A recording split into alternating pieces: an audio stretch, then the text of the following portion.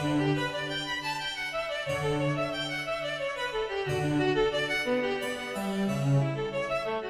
afternoon. I am Ricardo Barrera, and today I will be making a video on Paul Erdos. He was a crazy guy. You know, you think of a mathematician as like a nerd that just sits at a library and reads math books or watches math videos or studies all the time. But Paul Erdos, yeah, pronounced Erdish, he was a couch surfing, amphetamine ingesting, drug addict mathematician, and he was completely fueled by just coffee, drugs, and an obsession with numbers. However, he is widely considered one of the greatest mathematicians of the 20th century, and his story it is pretty crazy. So, first off, Erdos was born in Budapest, Hungary in 1913, and his story is pretty tragic. When he was born, his two older sisters contracted scarlet fever and died. So his mother, understandably, became very overprotective and put him under house arrest, keeping him home, away from school until he was 10 years old.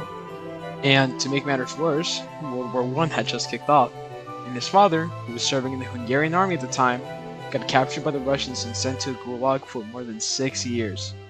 I don't know if you know what a gulag is, but in case you don't, then a gulag was basically just Russia's version of a concentration camp, and the living conditions there were abysmal, so surviving even just 6 years is incredible.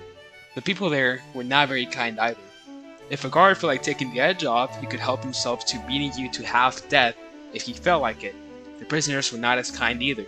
They would also kill each other constantly. So congratulations, Lejos Erdos.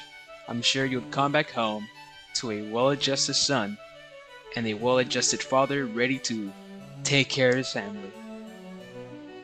Anyways, so little Erdos, with no friends, a grieving mother, and a dad in the Russian gulag, had nothing else to turn to but the only thing he knew. His parents' math textbooks. But it would pay off. See, by age 4, Erdos had already discovered the concept of negative numbers all on his own just by reading his math textbooks.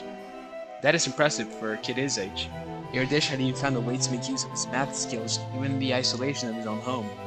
When his mother would bring over some guests, he would go up to them and ask them their age.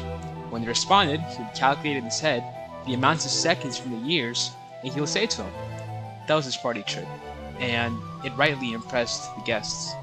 By the 1930s, Erdos was a certified prodigy. He had even earned his PhD in mathematics by the time he was 21. However, the 1930s in Europe were becoming incredibly dangerous, especially for a Jewish man like him. Did I mention he was Jewish? So, with anti-Semitism and fascism rising in Europe, he would eventually move to the US, which he exclusively called Samland, named after Uncle Sam, of course. And once he left Hungary, Erdos just simply never settled down again. For the next half century, Erdos lived entirely out of his suitcase, holding no job, no property, and maintaining 0 romantic relationships. And so begins his famous bum arc, which lasted until his death. He would show up unannounced at the homes of colleagues across the globe, knock on their door, and declare, quote, "My brain is open."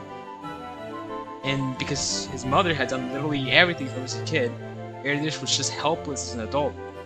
His host had to wash his clothes, cook his meals, and even butter his toast. In return, Erdos would give him his undivided, genius-level mathematical attention for 19 hours a day. And during these decades, Erdos developed his own entirely insane vocabulary. If you wanted to work with Erdos, you had to learn his language. He would refer to God as the supreme fascist. To Erdos, God was a jerk who quoted all the most beautiful math equations in the secret book, Chestus Paginai. So, instead of saying Eureka or instead of saying great job, when he would see a great equation, he would say it was from the book. And despite all his traveling, Erdos remained very close to his mother. Since 1964, she would actually begin traveling the world with him, living out of a suitcase right alongside her son. But when she died in 1971, Erdos was devastated. To cope with the grief, he would double down on his math studying and would start heavily relying on amphetamines, which would be Benzodrine and Ritalin, to keep himself awake and working. So, by the end of Erdős' life, his output had become of an uncountable amount. While a normal successful mathematician might publish maybe 50 to 100 papers in their entire lifetime, Erdős published over 1,500 peer-reviewed papers with more than 500 different collaborators. He was churning out a high-level paper roughly every 2 weeks for his entire adult life. That's like making a thesis every 2 weeks of your life. And Erdős had always joked about his ideal death. He wanted to be at a chalkboard, finish a brilliant equation, have a student ask a question and reply, "I leave that to the next generation," before dying. He actually managed to get very close to that dream. At the ripe old age of 83 years old, I'm really amazed at how he lived that long. Still living out of his suitcase and completely dedicated to his work, he attended a mathematics conference in Warsaw, and while he was working on the complex geometry problem, he proved his point, and shortly after, suffered a fatal heart attack. And so, the supreme fascist looked down, and rather than condemning the man, he led him into his fascist heaven for stealing so many pages out of his book. The end.